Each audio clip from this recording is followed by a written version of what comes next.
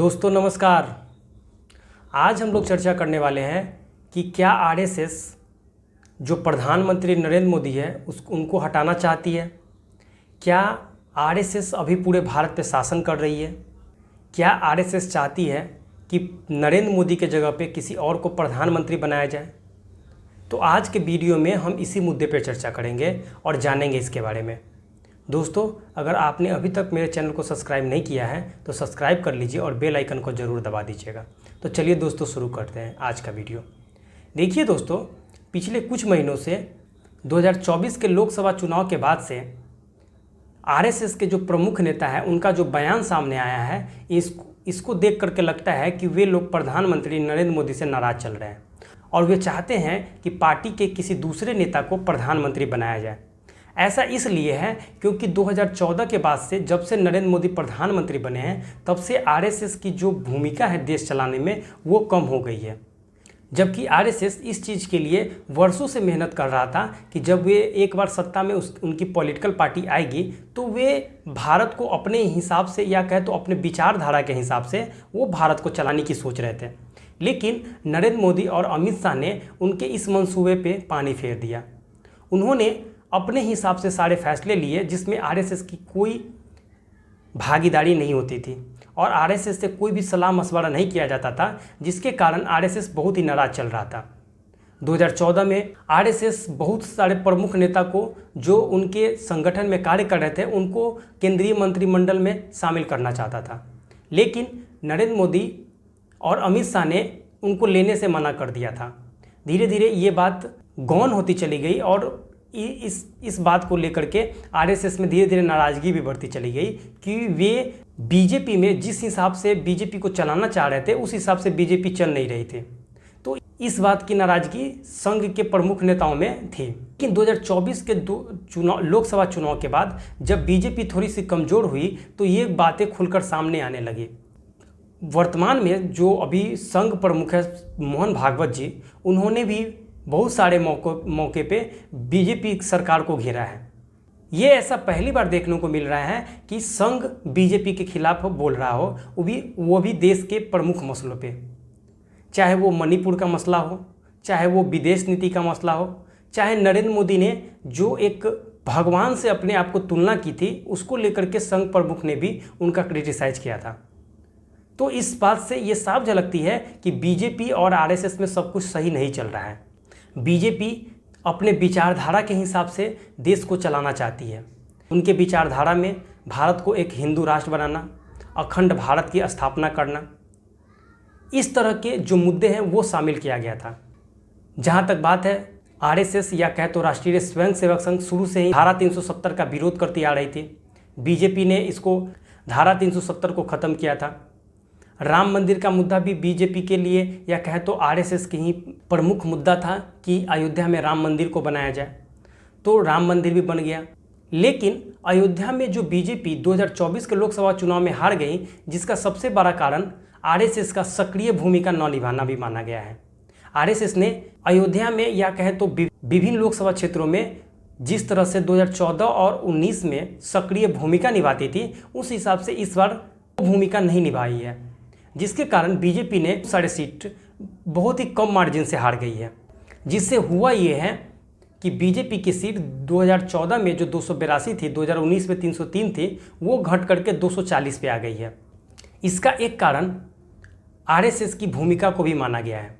RSS 2024 के लोकसभा चुनाव के बीच में जब 3 या 4 चरण खत्म हो गए थे उसके बाद से उनकी नाराज़गी सामने आने लगी थी, जब भारतीय जनता पार्टी के राष्ट्रीय अध्यक्ष श्रीमान जेपी नड्डा जी ने एक न्यूज़ चैनल को इंटरव्यू में कहा था कि उनको अब आरएसएस की ज़रूरत नहीं है। बीजेपी अब इतनी समृद्ध हो चुकी है या उनका कैडर इतना बड़ा हो चुका है कि उनको अब आरएसएस की ज़रूरत नहीं है, जिसके कारण आरएसएस नाराज़ हो गया और इसका परिणाम ये हुआ कि उनके जो विभिन्न कार्यकर्ता जो पूरे भारत में फैले हुए हैं वे निकलकर बाहर सामने नहीं आए, जिसके कारण बीजेपी को इतनी बड़ी हानि हुई। जब 2024 के लोकसभा चुनाव के बाद जब सरकार का गठन भी हुआ तो उसमें भी आरएसएस से कोई सलाह मशवरा नहीं किया गया, जिसका आरएसएस प्रमुख मोहन भागवत ने अपने स्वयं सेवकों के संग इस मुद्दे पर चर्चा की और इस बात को नरेंद्र मोदी और अमित शाह तक पहुंचाया गया कि वे ऐसा क्यों कर रहे हैं। लेकिन आरएसएस और बीजेपी एक दूसरे की पूरक मानी जाती है, इसीलिए इस बात को कहीं जाहिर नहीं किया। देखिए दोस्तों, क्या आरएसएस एक नई लीडरशिप की तलाश में है, ये तो आने वाला वक्त ही बताएगा कि क्या आरएसएस नरेंद्र मोदी को रिप्लेस करना चाहता है।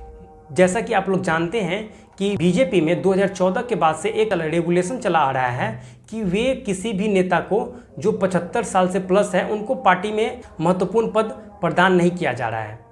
तो नरेंद्र मोदी अगले वर्ष 75 साल के होने वाले हैं, तो इसको लेकर भी ये हो सकता है कि शायद आरएसएस सोच रही हो कि कहीं नरेंद्र मोदी रिटायरमेंट ले लें, तो बीजेपी को एक लीडरशिप की ज़रूरत होगी।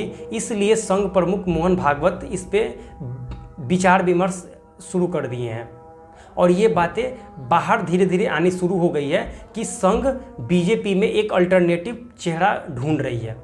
क्या वो अमित शाह हो सकते हैं, या योगी आदित्यनाथ हो सकते हैं, या नितिन गडकरी हो सकते हैं, या राजनाथ सिंह हो सकते हैं। ये तो आने वाला वक्त ही बताएगा कि इनका अल्टरनेटिव, या कहे तो नरेंद्र मोदी का अल्टरनेटिव कौन हो सकता है। जितनी पकड़ नरेंद्र मोदी को है, उतनी पकड़ का नेता बीजेपी में शायद ही अभी कोई है। लेकिन संघ चाहता है कि अगर ऐसी परिस्थिति बने जब नरेंद्र मोदी के नाम पे विभिन्न राजनीतिक दल सहमत न हो, तो उस टाइम किसी एक अल्टरनेटिव चेहरा को बीजेपी सामने करे, या कहे तो संघ सामने करे, जो पूरे भारत में एक लीडरशिप प्रदान करे। तो देखिए दोस्तों, क्या होता है ये तो आगे आने वाला वक्त ही बताएगा कि संघ क्या निर्णय लेता है। तो कुछ महीनों में भारतीय जनता पार्टी के राष्ट्रीय अध्यक्ष का भी चुनाव होना है, तो इसको लेकर भी बीजेपी और आरएसएस में सलाह मशवरा की जा रही है कि किसको बीजेपी का नया राष्ट्रीय अध्यक्ष बनाया जाए। जेपी नड्डा जी का जो कार्यकाल है वो खत्म हो चुका है और वे केंद्रीय स्वास्थ्य मंत्री भी बनाए गए हैं। और बीजेपी में एक प्रचलन 2014 के बाद से सामने आ गई है कि वे एक साथ किसी व्यक्ति को 2 महत्वपूर्ण पद नहीं दे रहे हैं। तो राष्ट्रीय अध्यक्ष के पद से जेपी नड्डा का जब इस्तीफा होगा तो उनके उसके बाद एक नए राष्ट्रीय अध्यक्ष का चुनाव भी होना है, जिसके लिए विभिन्न नाम सामने आ रहे हैं, जिसमें प्रमुख है शिवराज सिंह चौहान जो मध्य प्रदेश के पूर्व मुख्यमंत्री रहे हैं, अनुराग ठाकुर का नाम सामने आ रहा है, केशव प्रसाद मौर्य का नाम सामने आ रहा है। तो इन सब को लेकर भी बीजेपी में चर्चा चल रही है कि किस तरह से ऐसे व्यक्ति को भारतीय जनता पार्टी का राष्ट्रीय अध्यक्ष बनाया जाए जो आरएसएस और बीजेपी में सामंजस्य बनाकर चले और एक दूसरे को सहयोग करे।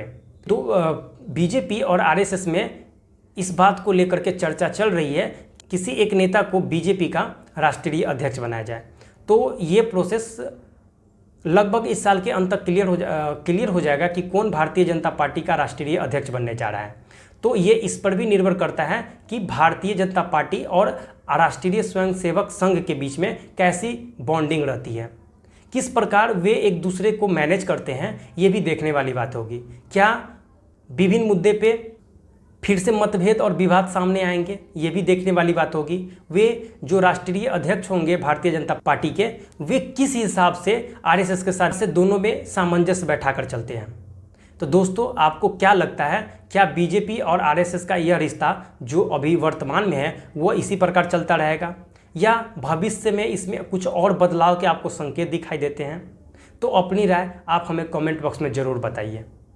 अगर आपको ये वीडियो अच्छा लगे तो वीडियो को लाइक कीजिए और शेयर ज़रूर कीजिए, और ऐसे ही वीडियो देखने के लिए आप हमारे चैनल को सब्सक्राइब कर लीजिए और बेल आइकन को ज़रूर दबा दीजिएगा।